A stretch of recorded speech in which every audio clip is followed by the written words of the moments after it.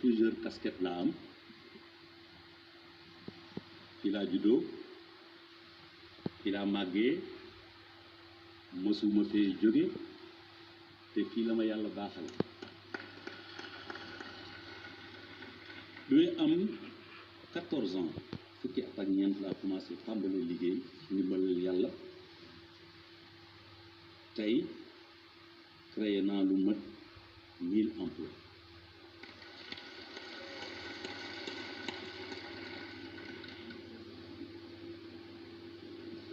te boo seetee fii ci Sénégal nga xool aussi ci Afrique ba des fois mën nga dem plus loin di nga gis ne que jeunes yu bare def nañ ma référence donc dama am pour taxaw ci seen ëllëg casquettu état bi ma sol doon ministre conseil du président de la République man gis naa lu muy daj pour mun trouver des solutions parce que bon on parle d'emploi mais réew ñu ñëpp xam nañ ko yu bare la te yëpp urgence la gis naa lu muy daj avec nos maigres moyens bon pour l'instant parce que tout à l'heure président Beydi mi ngi wax pétrole beeg gaz bi mi ngi koy wax pour l'instant maigre moyens yooyu nga xamee ni que maa ngi koy gis et kon dafa am solo pour que ñu gis effort yi état bi def depuis les indépendances la mais moom bu mu ñëwee bon 2012 ak léegi tout à l'heure ci présentation bi wax nañu yi nga xamee ni que moom mooy réalisation yi dafa bare mais am na yu des yoo xam ne dama ci bëggoon wane effortu état bi éducation wax nañ ko c'est très important moom mooy base et on peut parler des universités l'éducation de base ba ci kaw mën nañu wax yépp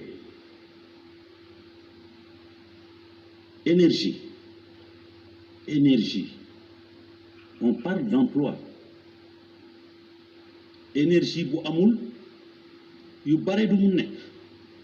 lii sax du mu nekk et on parle même que ne 2025 Sénégal partout mën na am électricité ak am solo soo ko amul doo dem mooy dëgëral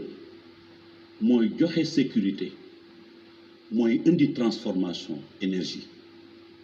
yooyu ay jéego yu mag bërki démb on parle beaucoup de terre de suuf si xale yi mais bërki démb voilà dafa laaj lu mat 20 notaires yu bees yu ñëw notaires yi ñooy enregistré nekk fépp ci Sénégal di gaawal mbir yi pour que ku am terrain wala nga am transaction booy def mu gën a gaaw c'est très important fibre optique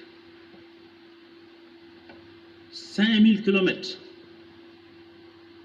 Sénégal c'est un pays start-up la ci wàllu digitalisation ci wàllu connexion fibre optique c'est important am nañu pays yu mag yoo xam ne am nañu mën nañu mais Sénégal attention fii on a une bonne connexion c'est une opportunité extraordinaire etc waaye yokkal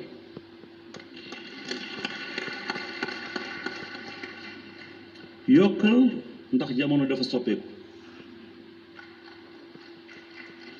yokkal réew mu nga jiite wax nañ ko plus de 60% ay ndaw lañu xale yi jàng nañu école ñii dem nañu daara ñi jàng nañu métier yokkal ndax ñu wutal leen encore ay opportunité génération bi génération wifi la ñuy dund waaw wifi la ñuy dund temps amatul nit a ngi toog fii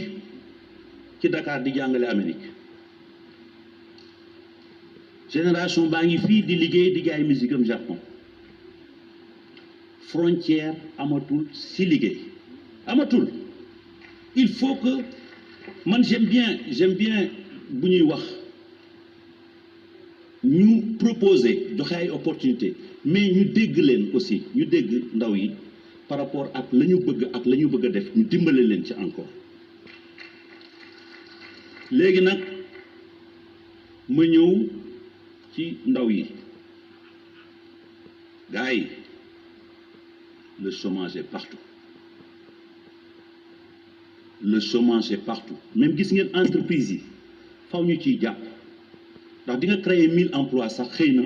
yaa ngi soxla woon 800 mais da ngay téye 200 yi ndax da nga ci war a jàpp solidarité c'est important c'est très important chômage est partout lenn yenn yombul fenn je vous le rappelle action plus vision plus passion égale yoonu émergence action vision ak passion moo lay indil yoon boo xamee ni que mën nga si yokku mën nga si dem émergence bu leen bañ stage bu ñu leen fayul non bu leen ko bañ bu leen xeeb salaire lu ma leen waxoon tepp gën yuret tepp gën yuret bu leen ko xeeb maa ngi jëlaat kàddu di engagé wu fii ci côté état bi pour jouer ma partition fësal booster wane créer je faisais plus je ferai davantage en incitant encore le secteur privé il faut ñu jàpp ci réew mi ñun ñëpp ñoo ko bokk il faut que secteur privé bi jàpp si chacun doit jouer son rôle dans le numérique l'artisanat d'art et dans tout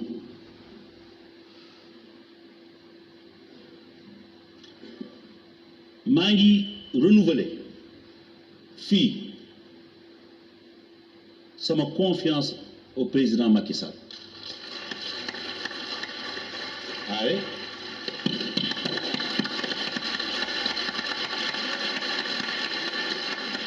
président sénégalais yëpp dinañuy jouer seen rôle seen partition